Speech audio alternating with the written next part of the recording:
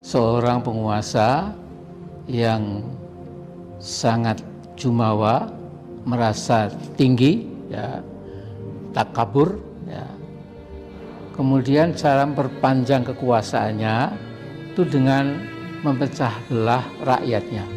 Bahkan yang potensial akan mengganggu kekuasaannya dilenyapkan sejak bayi merah.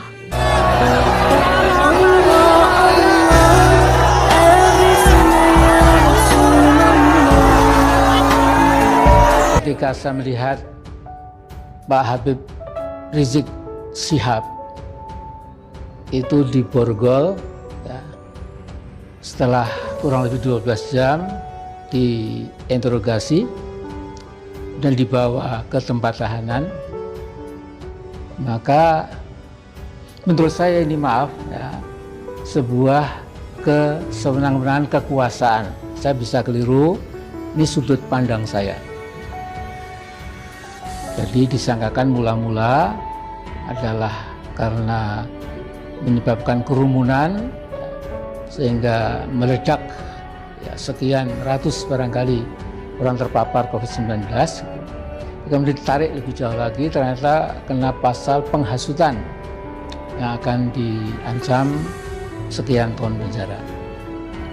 Saudara, saya bisa merasakan betapa terkejutnya, betapa sedihnya, betapa, ya, katakanlah terpukulnya kita, ya, sebagai rakyat.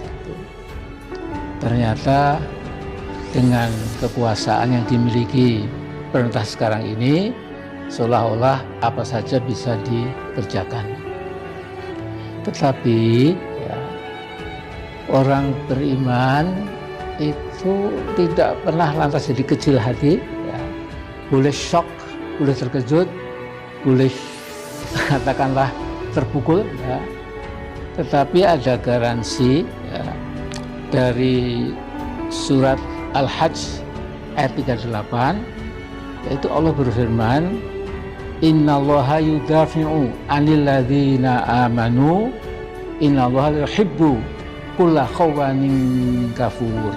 Artinya Allah selalu melindungi orang-orang beriman, dan Allah tidak menyukai setiap orang yang jadi pengkhianat dan kufur nikmat. Jadi paling tidak ini sebagai pelipur kita orang beriman, insya Allah mendapatkan defense dari yang maha sempurna, Allah Subhanahu wa Ta'ala. Nah, kemudian saya akan ceritakan, kalau kita baca Al-Quran, ya, itu tidak ada seorang manusia, ya, yang demikian jahat, yang namanya Fir'aun, itu disebut 74 kali dalam 27 surat. Nah, jadi ini kita bisa jadikan ibrah, jadikan moral and social and political lessons, ya, dari apa yang terjadi ketika Fir'aun itu adigang, adigung, adikuno, ya, dalam arti seolah-olah sudah menjadi Tuhan di muka bumi. Jadi taktik Fir'aun untuk memperpanjang kekuasaannya, ya, ini dalam surat Al-Qasas, ya, itu Allah berfirman, Inna fir'auna ala fil ardi wa ja'ala syi'a yastad'ifu ta'ifatan minhum yudhabihu abna'ahum wa yastahyi nisa'ahum innahu kana minal mufsidin.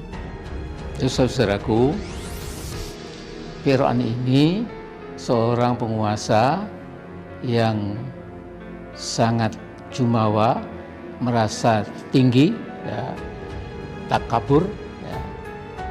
Kemudian cara memperpanjang kekuasaannya itu dengan memecah belah rakyatnya. Bahkan yang potensial akan mengganggu kekuasaannya dilenyapkan sejak bayi merah. Kemudian kalau perempuan, ibu-ibu atau anak perempuan dibiarkan karena tidak akan melakukan plot atau memberontak kepada Fir'aun itu, ya. Kemudian kata Allah, innahu kana minal mufsidin. Ya. Jadi Fir'aun itu adalah biangnya kerusakan di muka bumi. Nah, jadi itu Fir'aun diberitahu dukun-dukunnya ya, yang meramalkan, Pak Fir'aun, ya, nanti kamu akan digusur, akan dikalahkan secara terhina oleh seorang laki-laki yang datang dari Bani Israel, sehingga si para dukun tadi memberikan resep supaya aman, setiap bayi yang lahir laki-laki dari Bani Israel itu segera dibunuh, tidak usah menunggu waktu, langsung dibunuh. Nah, tapi Allah juga sekaligus setelah itu ayat berikutnya, ya, ayat kelima, ya, Allah berfirman, wa nuridu an namunna 'alal ladzina istud'ifu fil ard wa naj'aluhum a'immah wa naj'aluhum al-warithin. Ya.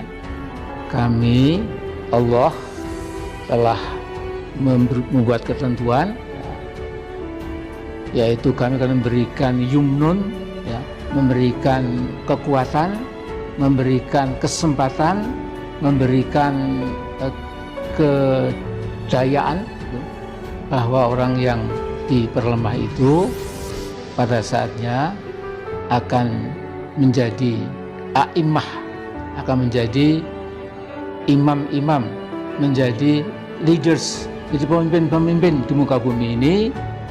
Dan mereka itu wanaj'aluhumul warithin, kami Allah menjadikan mereka sebagai pewaris-pewaris kekuasaan, otoritas di muka bumi ini.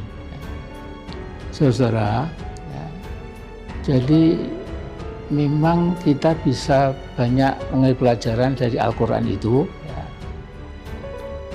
Ini saya bicara umum, bukan bicara masalah negara kita saja, tapi mungkin juga to some extent bisa diterapkan juga, bahwa cara Fir'aun memperpanjang kekuasaan dan kejumawaannya itu adalah jangan sampai rakyat menjadi kuat, jangan sampai rakyat berani beroposisi gitu. Nah, itu harus dihempaskan, ya, diadu domba. Caranya gampang sekali, adu domba, ya. Yang potensial akan menjadi katakanlah pesaing atau bisa menggusur Fir'aun harus dibunuh sejak dari bayi merah, ya. Saudara, cuma sekarang ini, ya, saya terus terang lantas, jadi apa yang bisa kita kerjakan? Ya, kalau menghadapi kekuasaan yang punya segalanya, ya, tentu rakyat tidak bisa apa-apa. Ya. Dan saya tahu, ya, Habib Rizik itu tidak akan berontak. Berontak pakai apa?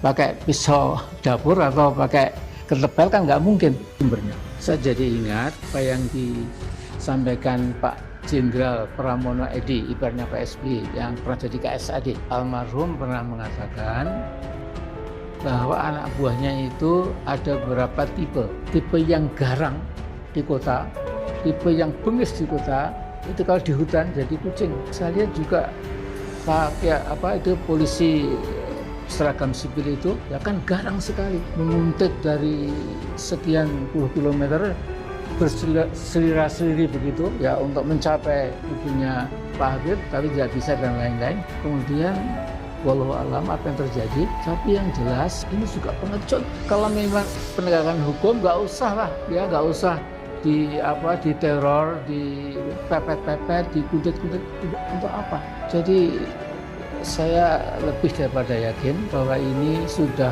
frame, sudah ada senarionya. Tetapi senario manusia sehebat apapun tidak ada apa-apanya dengan senario dari langit. Jadi ini yang ingin saya sampaikan, saudaraku, para tokoh Islam, tokoh ormas Islam, tokoh kelompok-kelompok Islam dari berbagai penjuru tanah air, para ulama, saudaraku, dan juga aktivis dan lain-lain, intelektualnya, ini saatnya kita bersatu. Kalau seorang Habib saja bisa diperlakukan seperti itu, nanti Anda lebih enteng lagi, itu gampang. Jadi Anda jangan pernah mengatakan, sekarang saya ingin menjilat, saya menjadi al-ulama al-mutamalliqun, menjadi ulama penjilat kekuasaan, pasti aman. Belum tentu, karena yang penjilat pun akhirnya juga akan dibabat, dibersihkan juga.